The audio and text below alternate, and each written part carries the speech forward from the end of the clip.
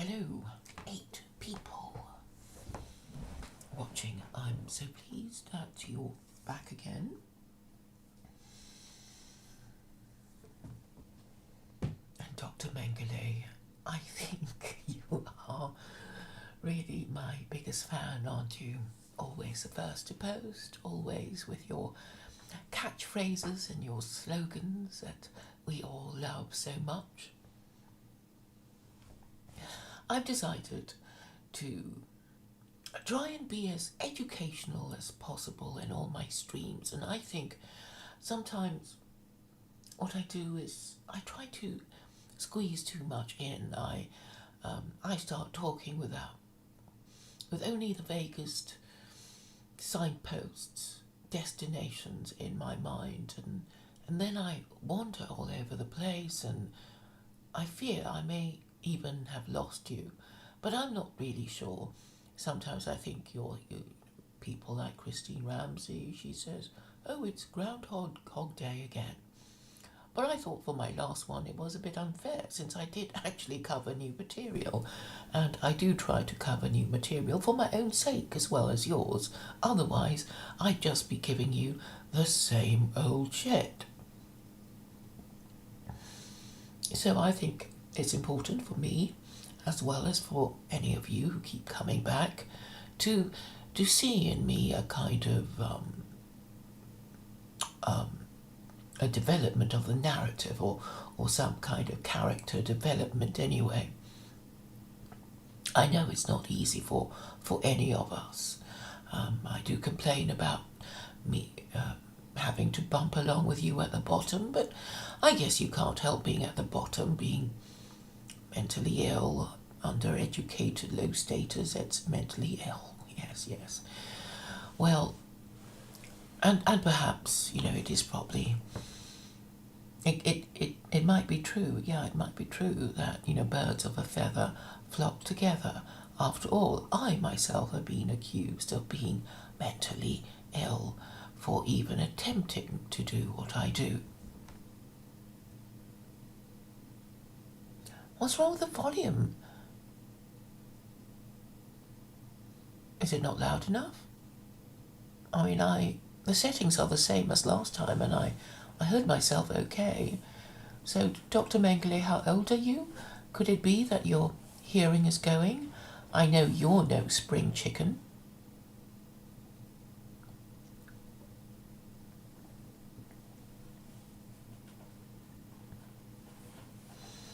So, let us consider the nature and purpose of religion. This is something I have been considering myself in the past few days, particularly with regard to the Lollards. I've always liked that name. I just, lol, lol. It's a verb of ease, isn't it? So, let me look up that word. To loll is a kind. Okay, it's to lounge, isn't it? So there's something rather attractive and seductive about lollardry. Okay, so let's find the verb lol, because I know it's a verb.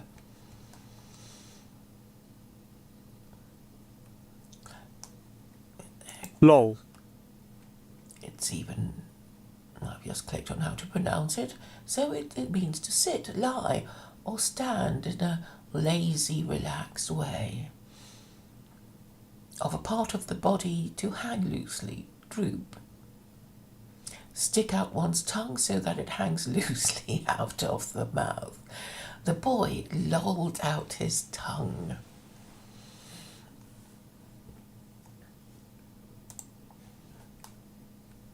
But of course, lollardry was the complete opposite of that. It was fighting against the Catholic Church, and then eventually the Anglican Church, and then eventually getting accused of heresy. So, how many of you in the chat have heard of the Lollards?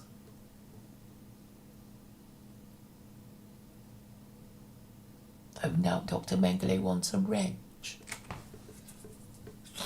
I can't give trolls like you wrenches. I can only tell people who have wrenches not to. Well, they're okay anyway. They don't abuse their privilege, and I'm quite lucky with people.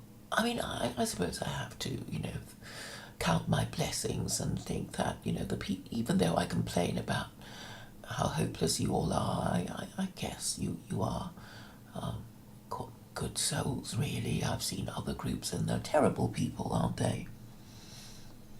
So we have to go back to religion because we're all into politics, aren't we? And what we mean about being into politics is having a certain view of how things should be done. And even if we don't agree with each other, we kind of pair off, So if you want something and I oppose it, we kind of match up. It's a bit like Betfair, isn't it? So Betfair is where you basically you want to bet about something, and you want somebody else to bet against you. So they'll pay you money if you win, or you have to pay them if you lose your bet. It's that kind of idea. So in a way, we are all, in some cosmic way, paired up together.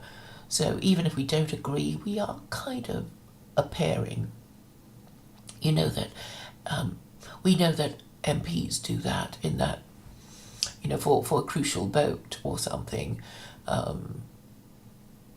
a member of one party can agree with the other member of another party, saying, we don't have to turn up because if we turned up, we would only cancel each other's vote. So we'll both agree not to turn up. And then you don't turn up, and you sort of save yourself an evening of getting to the house and your party's not angry with you for missing the vote because this pairing is actually official. So I guess in a cosmic way, maybe we're all ultimately balanced out. And talking about the cosmos, we have to think about our story.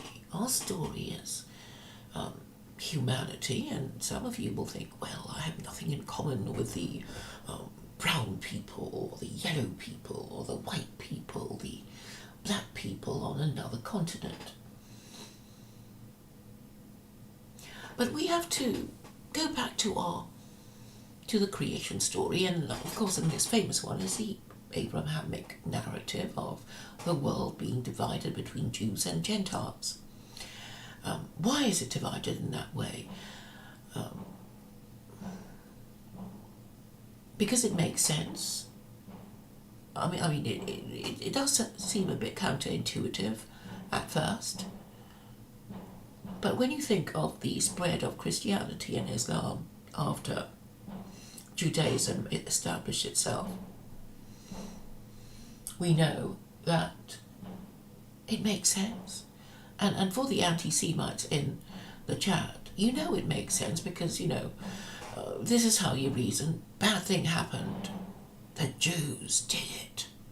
So hatred of the Jews is your identity and also your explanation for bad stuff that happens. So it's a kind of theory of everything. So even as you reject Jews, even as you say you don't like them, even as you are atheist saying you reject God, but still hate Jews, because apparently he created Jews and protects them, we find ourselves going back to the narrative. And I've told you also that I'm agnostic, but I'm here bumping along at the bottom with you and forced to address your narrative that Jews are responsible for everything that goes wrong in your government and your politics and your lives.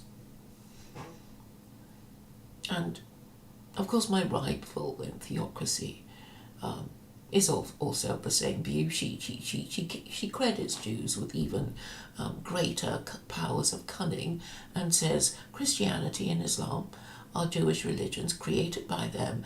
Therefore, if you tried Christianity, if you used Islam, it will be primed for failure. So don't go there. Come instead to her religion and she'll look after everything. So that's her narrative.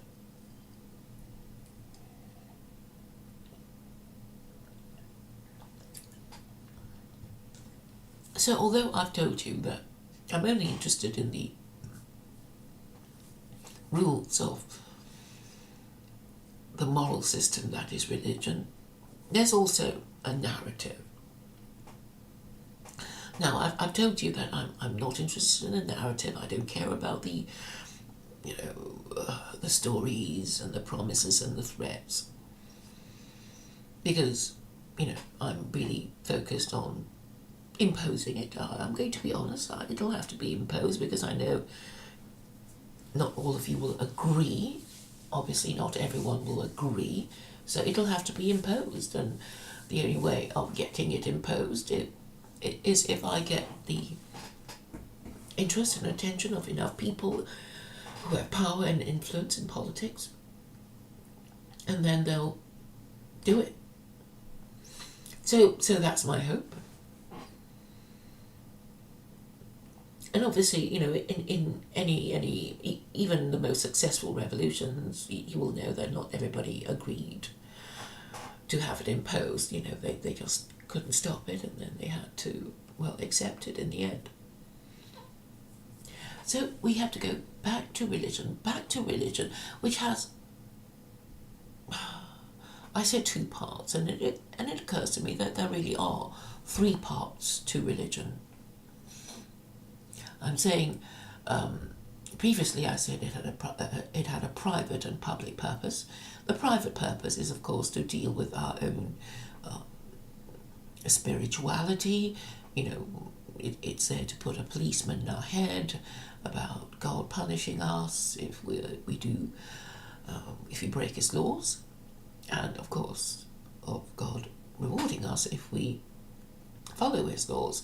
And the non-God religions like Buddhism also has an inner system, reincarnation, Hinduism, Buddhism. Okay, they don't. Buddhism says there is no God, but somehow or other, we will get our just desserts in the next life. So what these 5 world religions have in common, the 3 Abrahamic faiths as well as Hinduism and Buddhism, is the belief in an afterlife, and that is why it's called faith, I suppose, because we cannot possibly know that there is an afterlife, because, well, nobody has died and comes back to tell us how it is. Of course, over history, people have claimed to come back, but we don't quite believe them, do we? And we all rather suspect it's probably a con trick to trick us into behaving well when we could be enjoying ourselves behaving badly. But all this has a purpose. This whole idea of not doing what we like and harming, hurting, stealing up from others is obviously something most of us can agree on, and it's also contained in the no-hide laws. So in my previous stream I was talking about Talal Hassad and his obscure pronouncements on secularism, and it made me think, well, secularism is clearly our new religion and it trumps the rules of other religions. So if it's secularism against Christianity or secularism against Islam or secularism against Judaism, secularism triumphs. So I know you think, Jews get away with it all the time, but basically they have their ultra-Orthodox Jewish schools and they don't like being told that they have to teach their children LGBT and gay marriage and transgenderism. They really, really, really don't like it, and neither do Muslims like it, and they've been demonstrating. And but I suppose the post-Christian Westerner who is atheist has taken it, has been less organised about opposing it, shall we say. And I'm saying it's because they lack a religion. You lack a religion. That's why you can't organise. That's why you're always complaining about Jews and Muslims. And Jews and Muslims are, guess what, people who have a religion, and which gives them an identity and which causes you to be triggered about them. But, that's what they enjoy. They have this identity, and the law treats them protects them because of their protected characteristic. And you guys don't have a protected characteristic because you don't have a religion. And even if you did have a religion, even if you were Christian, you wouldn't get that much protection anyway.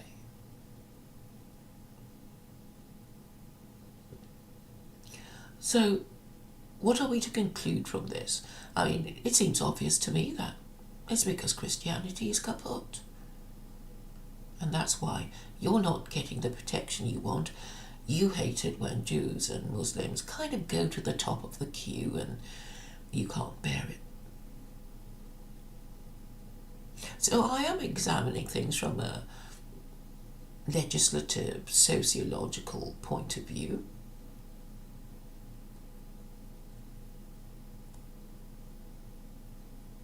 But nobody's listening, and nobody is listening because, once your religion is kaput, your political system will be filled with incompetence, corruption, dementia, dishonesty, and traitors. So this is what happens. So what happens if politicians speak the truth, they don't get supported, you see. So they know their party leader will just say, well, if you don't shut up about this and I'm getting all this bad publicity, I'm going to have to sack you or, expel you from the party or whatever. So it's the same all across the board, from the mainstream parties to the fringe parties. All the political leaders are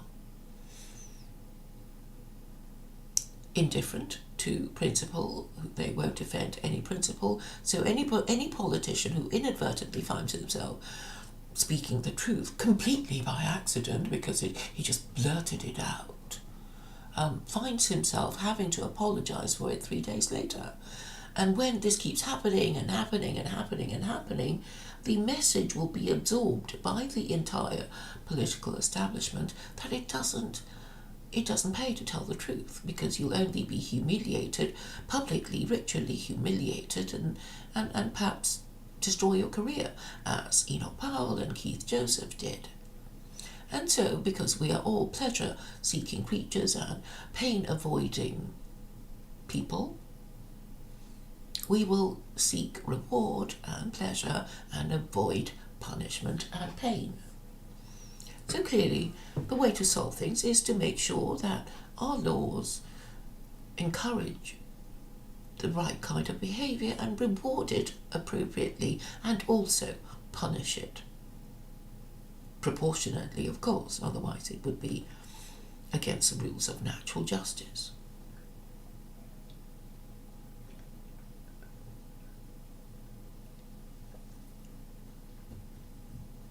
So now we have a problem of enforcement, and that's why the integrity of your institutions is so important. You can nominally have a court system, but if it only dispenses injustice, if your police force is corrupt, if your schools teach rubbish, then you're not going to have the benefit of the purpose of education, of a justice system and a law enforcement system. So ultimately we have to go back to what the law ought to be. And of course it has to be fair, because there's an old English expression called "it's a fair cop, gov." And this would be what traditional villains would say when they were collared by the police. So they'll say, yeah, you caught me red-handed, you caught me banged to rights. I am indeed guilty of the crime, and I will go quietly now. Those were the days when, I guess, criminals had some code of honour.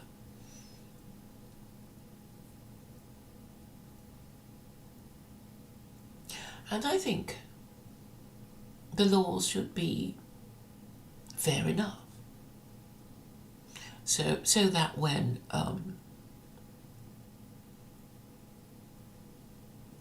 the criminal is caught and he knows he's done it, he'll be saying, well, all right, I did do it, and I'm certainly not going to say that there should be, that there shouldn't be a law against murder, theft, assault, that kind of thing, because even if murderers who are caught and have to be punished don't like their punishment, they never say, oh, but there shouldn't be a law against murder, or there shouldn't be a law against theft, or there shouldn't be a law against assault. They sort of, or criminal damage. They always think it's fair enough. It's like, well, if the murderer says, oh, but there shouldn't be a law against murder, he can probably anticipate the situation of a society in which murder is not against the law. I mean, it's so obvious. It's one of those really obvious things. So we go back to the no-hide laws. So the no-hide laws are well, there's 7 of them, and I think this is the best way to order them all, so that homicide is forbidden, theft is forbidden, sexual immorality is forbidden, eating bits of parts of animals when they're still alive is forbidden, and then there's a positive obligation of having a courts and legal services system to enforce and administer the law. And then the final 2 that will be considered controversial by atheists and libertarians would be the prohibition against idolatry and blasphemy. But anyway, if you agree with 5, that's quite good already. So is there anything, secular about the first 5? Or can we just sort of agree it's fair enough that we have laws forbidding murder, sexual immorality, theft, and tearing bits of an animal and eating it before it's even dead? I think we can all agree on that, and of course we would need a legal system to enforce the previous 4 laws. That is really fair enough, isn't it? So there's nothing peculiarly secular about this apart from the last 2, which is the law forbidding idolatry and blasphemy.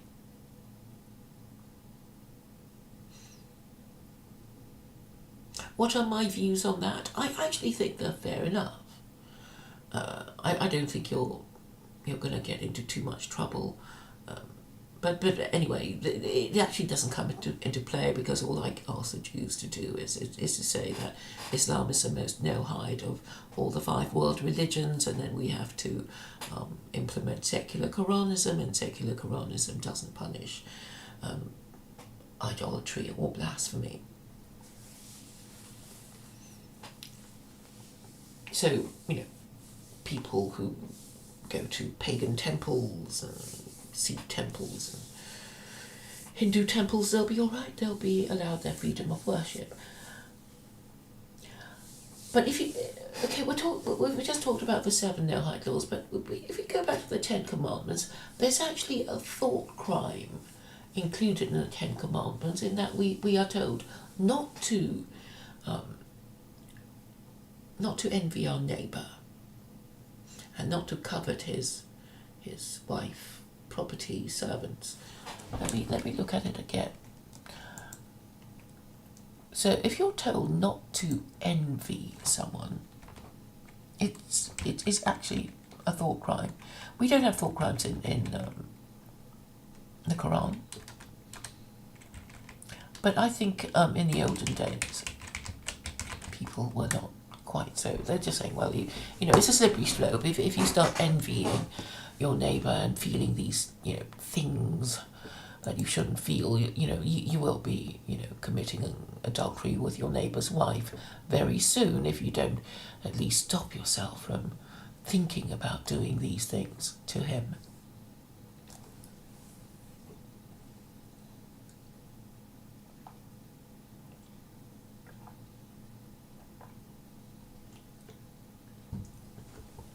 So, to keep things simple, we can see from the 7 no-hide laws and the 10 Commandments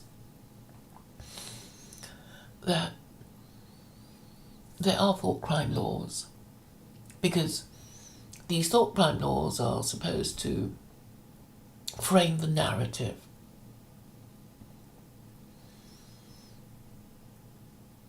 And the narrative is that we were created by this supreme being, and that supreme being don't like it if we do certain things, and we have to bear that in mind.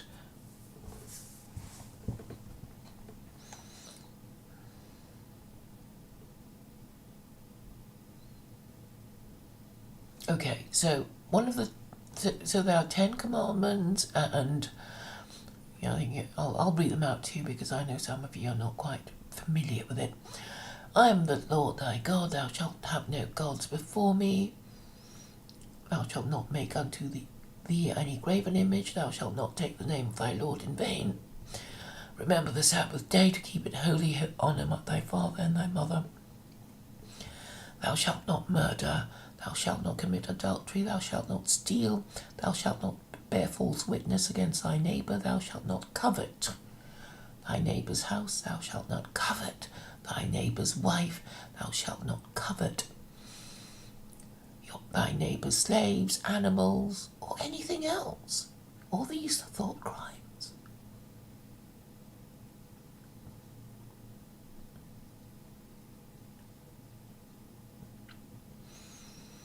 So it is these prohibitions of holding a certain view that frame the narrative of the religion that we're supposed to believe in. But okay, a few of us will, be skeptical about the existence of God and everything. So we need. But anyway, we've got the law at least to stop us from doing all these, murderous things that we might otherwise do if there were no law against murder, adultery, theft, and the bearing of false witness and other stuff. So obviously the nature and purpose of religion is to control us, to give us laws, to frame a narrative and basically tell us we have to believe in it and tell us what to think and not to think and not to envy and not to covet and not to think of God in a certain way, not to say things about, you get the idea.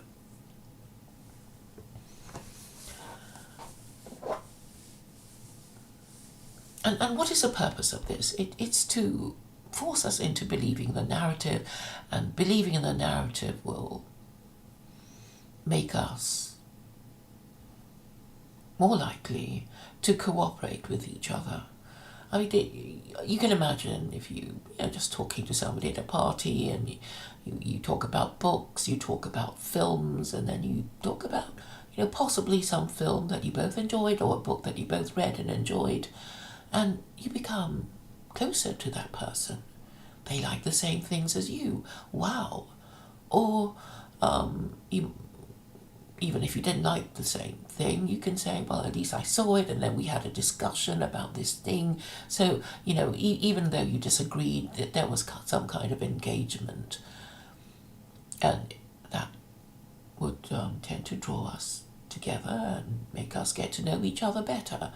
And make us bond with each other, and that is one of the purposes of religion. Now, Church of Entropy insisted that her definition of morality was the correct one because it was minimizing suffering. And I'm saying minimizing suffering is part of it, but it's not the whole story, because the whole purpose of religion is that it is a system of rules, of do's and don'ts designed to keep the group together and apart from others. Why do we need to keep our group together and apart from others? Because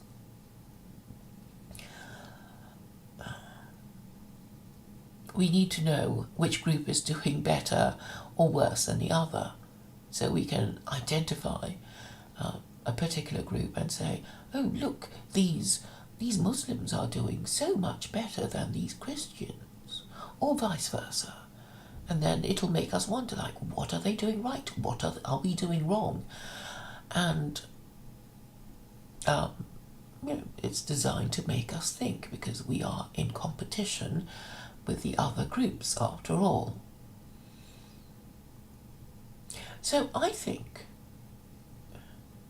it is crucial for all of us to have a religion, even those of us who are agnostic or atheists, because we all live in nation states, and obviously we want the nation state that we reside in to do well. It's only natural to be concerned if we think our government is mad and silly. And man is, after all, a political animal, and he will always have ideas about the rightness and wrongness of things. Sometimes in a purely abstract way, or sometimes in a way that, because he has a personal interest in it. He doesn't want his property stolen or his friends and family murdered. And so, after so many thousands of years of civilization, you would have thought we could now agree about what the rules are that are fair enough. And I'm saying, oh, but the Noahide laws, they're fair enough, aren't they? But not a bit of it, these anti-Semites with the envy they have of Jews. But it's interesting, isn't it, in the Ten Commandments that you find Jews having to warn each other about, well, not being envious of each other. So I guess it's a deadly sin that affects both Jews and Gentiles, that we instinctively hate the people we envy, and of course there's always bound to be somebody who has exactly the job we want, or the home we want, or the spouse, or the children, and whatever we want. And if we just end up hating them because they've got something we don't have, then terrible things might happen.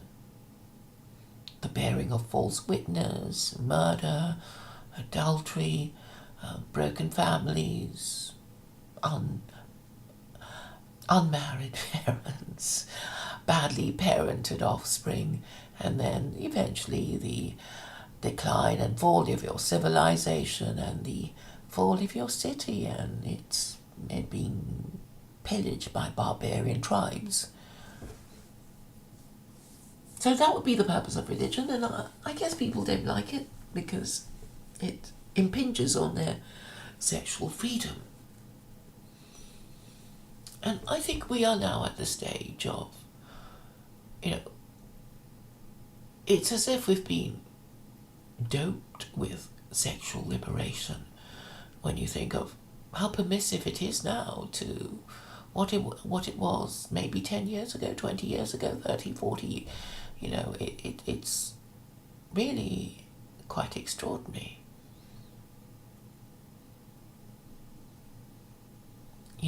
We, each of us, carry a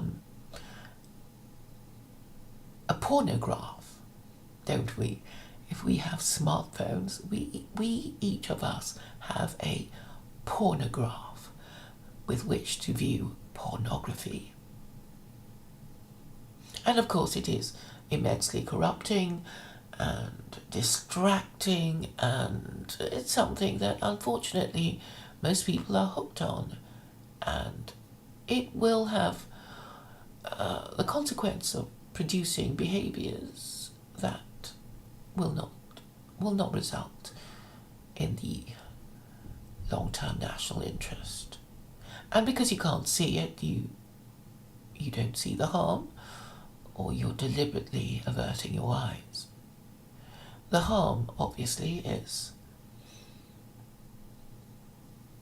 the perception that other people are doing better than you. Currently you're concerned about China. Before that you were a bit triggered about the Muslims, and I guess you've always been triggered about the Jews, because they seem to be always on top, doing better. As a group anyway, because I'm sure there were plenty of individual Jews who weren't rich and suffered terribly and led terrible lives, but their reputation as a tribe is your perception of them. And of course other people will have their perception of your group. White people this, white people that, and black people this and black people that. But whether it's true or not, in your particular case, you have to take the good with the bad.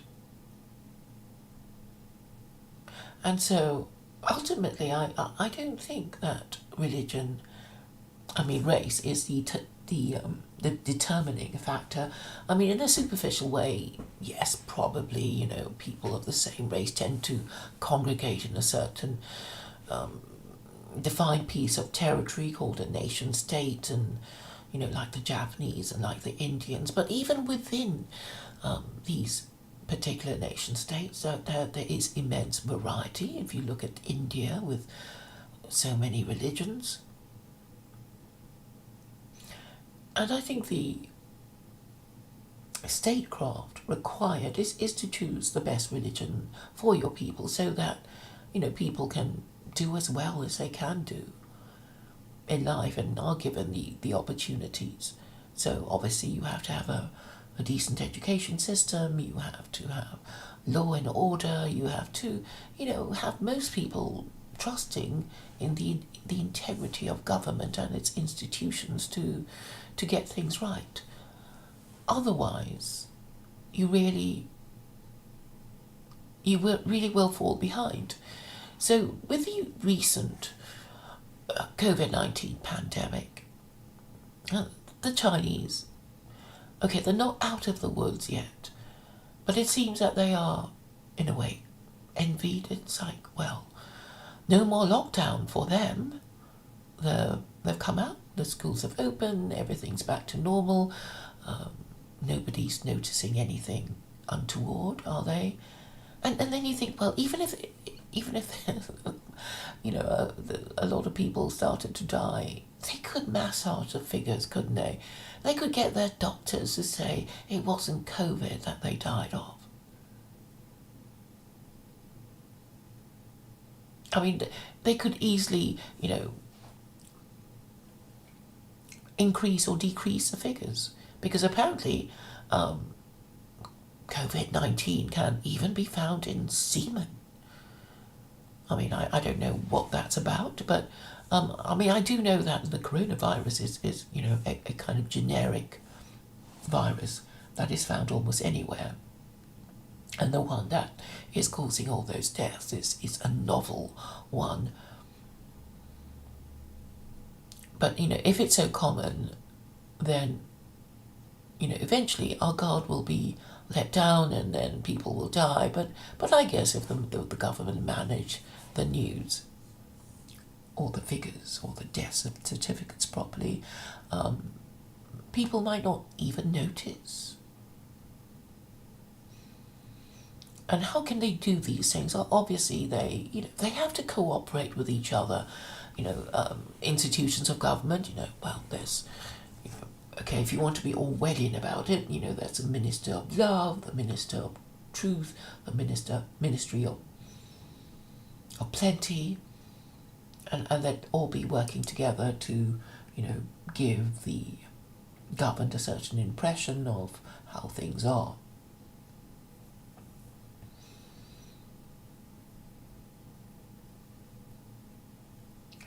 And I suppose the jury's still out on the lockdown being necessary. I think some of you know my views, but the point is that the countries that are most able to deal with it would be the more law-abiding, the ones with the more law-abiding citizens who, follow what the government says. So I don't know if America is doing worse than other countries or not. I mean, how can you judge anyway? But I suppose the perception is that the more centralized you are, as China is, the more easily you can, get things done and do it effectively.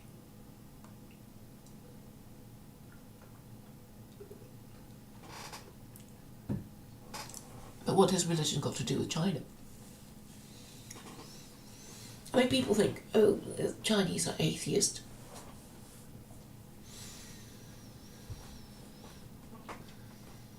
But they have certain approved religions, like Catholicism is like, it's kind of,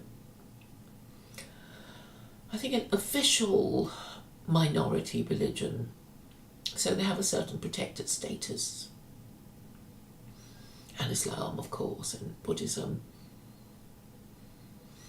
So I know you won't think of it this way, but China long ago, actually, I was going to say long ago, separated their church from the church from their state. But actually, they always separated it because they always thought government is government and religion is religion, and we'll let the peasants do whatever they like to do. If it's not obviously harmful, we're not going to try and mess around with that. Although I do know that Confucius was getting a bit hot under the collar about certain rituals and complaining that they weren't being properly practiced or something. I can only guess at what he might mean.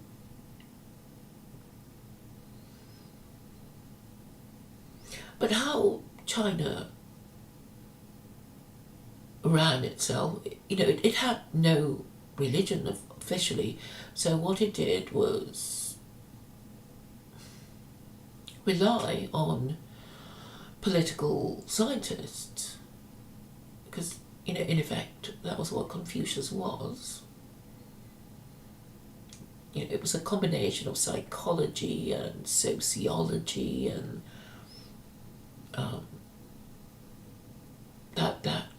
you can divide Confucianism into that, and then he fell out of fashion, and then there was Mencius and a few others I can't remember, but it seems to have kept China together.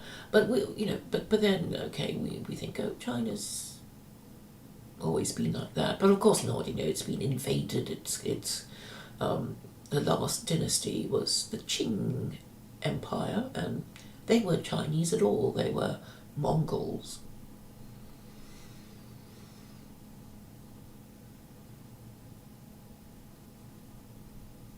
But it's interesting how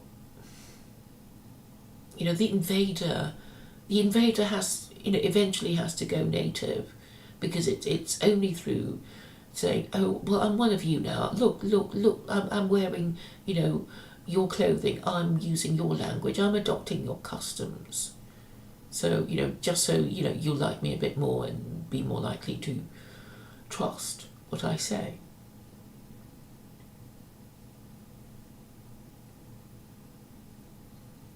But yeah, I'm no expert on Chinese history, except the broad strokes of it, which was China's identity as an empire. It was aware of itself as an empire after the first emperor, Emperor Qin, from which China derives its name, and that was over 1,000 years ago. And having visited the terracotta warriors, it's actually quite educational. Of course you can sort of see, oh yeah, terracotta warriors, but it was the whole perception of China as an entity changed, and all these ideas of, well, we had to standardize things, we had to make it's like wheel sizes and carriages and spare parts, something like that. Obviously they weren't making cars then, but everything had to be standardized because it was being run as an empire, and so legalism became the thing. It's like, well, then we just have to think of laws to it's probably a bit like the EU, I imagine. Well, Confucius, who was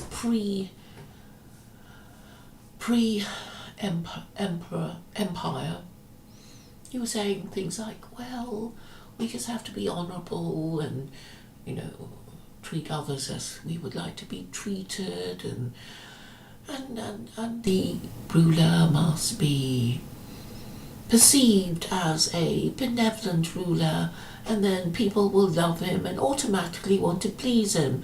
But if they perceive him to be a tyrant, then they will find all kinds of ways to evade his laws. So he might as well be a good person and make the people love him. Why can't he do that? And it seems sensible enough. But Confucius was a failure in his lifetime, because he kept going from court to court, and I think the kings just said, "Oh yes, yes, Confucius, very good, and they never followed any of his suggestions, and he would rage quit and go somewhere else. So it didn't work out that well for him, but fortunately, he had disciples who took down the words he said, and his wisdom lives on even now. But according to this book I read, he was a failure in his lifetime. So as I was saying, religion should be, okay, the best religion would contain statecraft.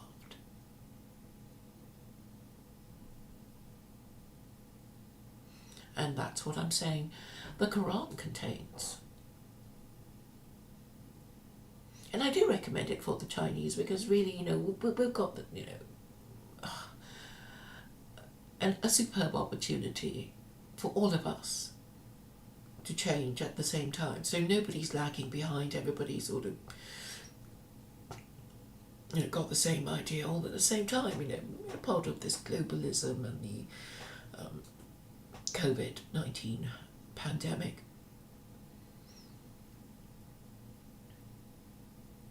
I mean, it would be a shame if we kind of got into a situation of a Cold War and possibly a hot war, and American isolationism, and the world, basically dividing into the Orwellian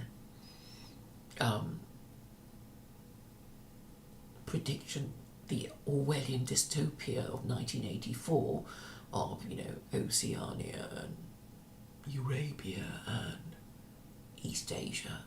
I think there are only three blocks that existed in the world of 1984.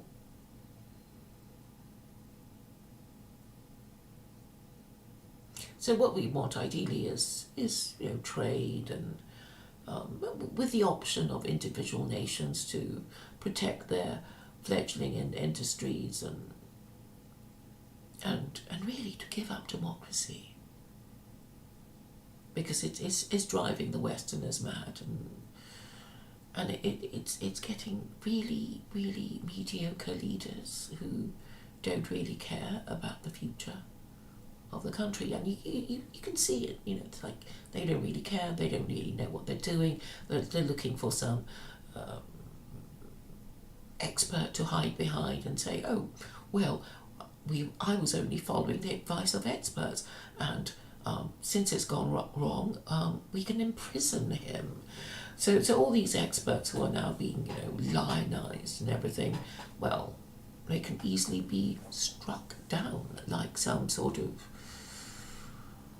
celebrity in a tabloid magazine, a tabloid newspaper. So of course there should be collective responsibility and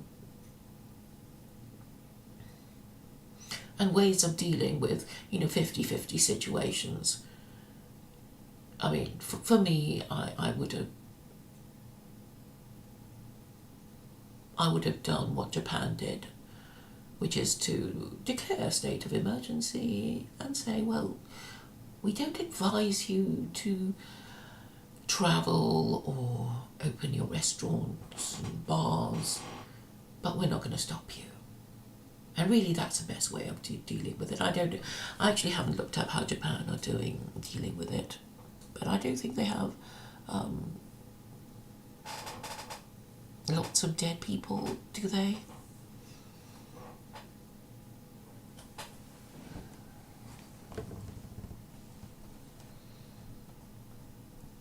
I'll read the chat now.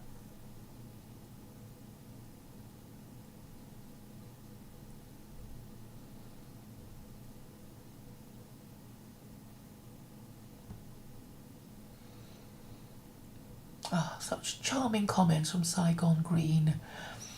I do relish your insults, you know.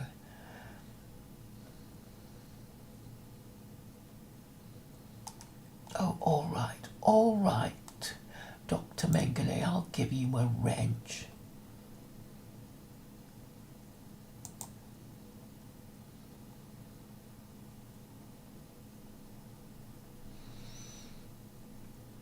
I wonder why you hate her so much. Why do you hate Jen so much?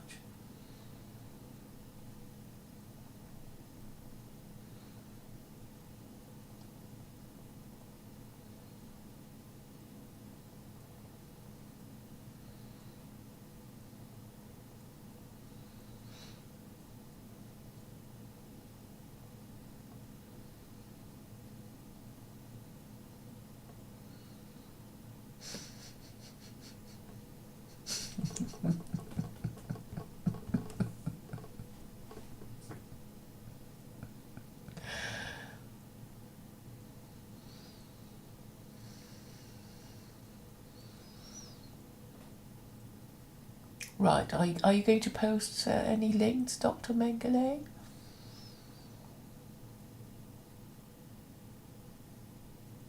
I really wonder what you look like, Saigon Green.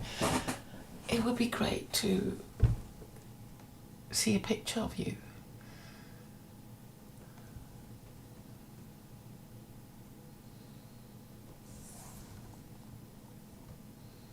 Okay, so Adam Green had a great show. What did he talk about?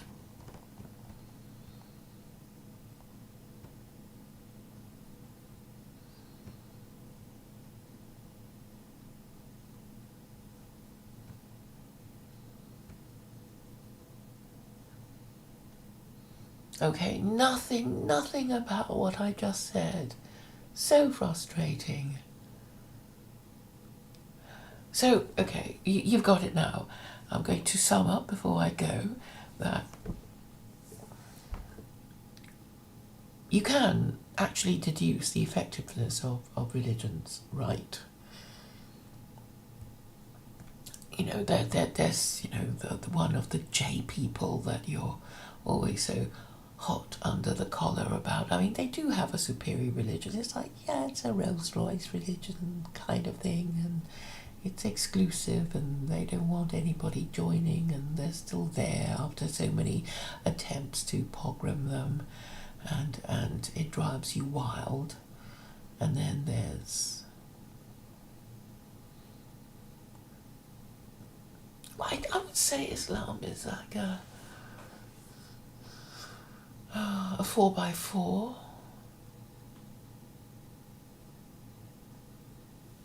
What's Christianity? It's a bit like a tricycle.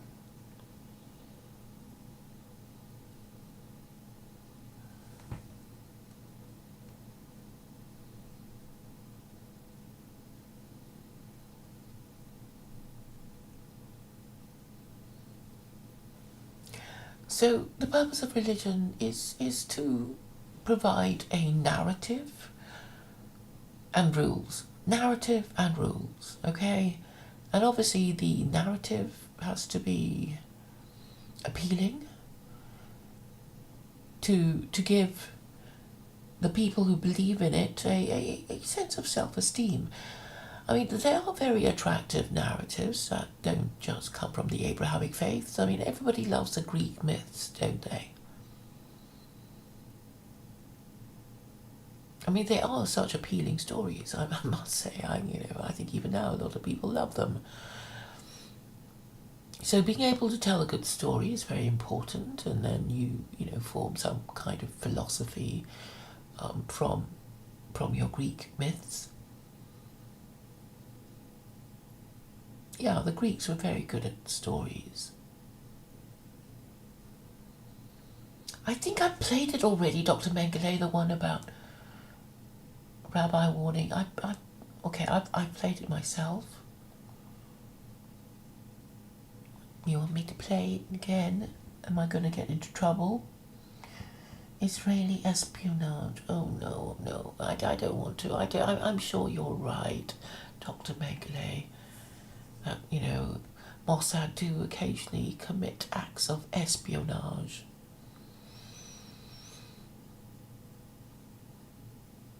But okay, let me just say this about Israel. You're all beside yourselves about it, but really, it's just an American protectorate.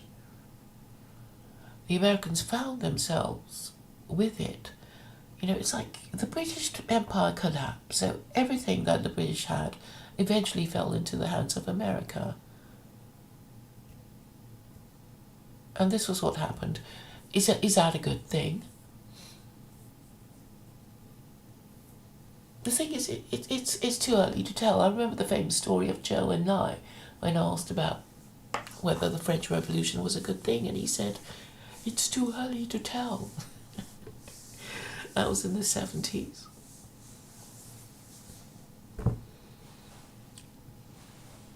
I mean, civilizations do take centuries to fall, and we're just seeing, just a little bit of it.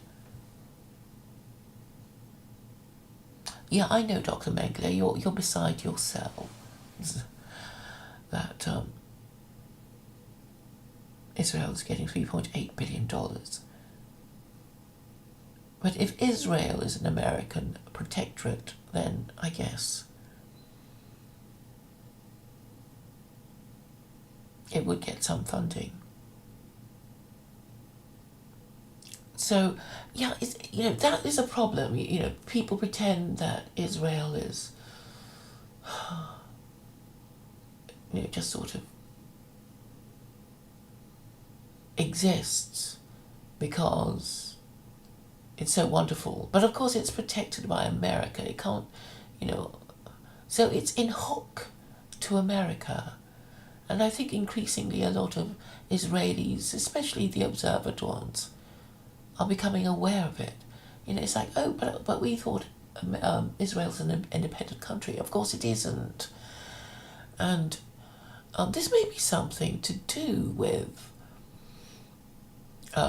these ultra-Orthodox Jews saying, we're not going to serve in the army. You're only going to corrupt the morals of our sons and daughters. And we'll just be fighting stupid neocon wars that the Americans will make us fight. So no thanks. We'd rather learn the Torah. I think that's the thinking behind it all. And of course, if you were ultra-Orthodox, you would necessarily, logically regard the whole way Israel is being run now as totally illegitimate. If you can just sort of get into the minds of an Orthodox Jew, they won't be liking any of the globo homo stuff. And I think the people who find this kind of thing instantly repulsive, could actually get together and say, enough of this degeneracy. We've had enough. We're not going to put up with it anymore. Even the Jews hate it.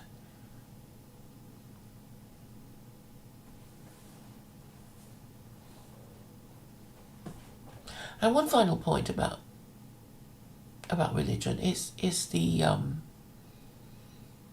contemplation of the afterlife, and obviously if you think, well, can I really live after I'm dead? Who would make such a thing possible? Obviously, the omnipotent and omniscient Abrahamic God. Only he can make such a thing possible if it were possible, if it could exist. And so, if we think of this uniquely, extremely, supremely powerful being as being in charge, I think that would help us order our thoughts about what to do. Because if we don't believe in God, I think we will always be referring back to ourselves. It's like, well, does it feel good for me? Is it good for my friends? or the person I happen to love at the moment. So, and of course, we all know that our moods change, and people we love, we used to love dearly, we are no longer on good terms with, and so our own emotions are not that stable.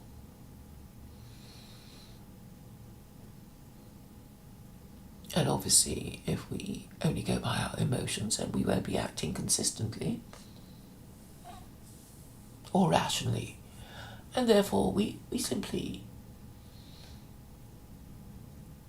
decide to follow the rules. And then everything will become clear. And I think you do get a certain kind of peace once you do that. Because if we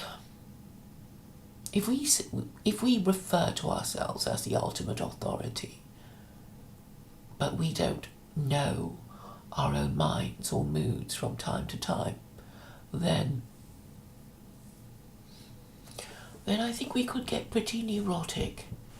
Because if the ultimate authority is us, and we don't know our minds, and we keep getting things wrong and feeling terrible and getting depression, then something's obviously not right. So I think that belief in God might prevent depression. We could give it a go, couldn't we? I mean, there's so many possible therapeutic improvements if we chose to run our government and politics and mind in a different way. And all we need to do is discuss the subject with enough people who are intellectually and morally respectable, and of course I can't find anyone like that. Not in our circles, anyway. But thank you all for listening. I'm sure you'll all have fun clicking on the links of Dr. Mengele. So thank you for coming by.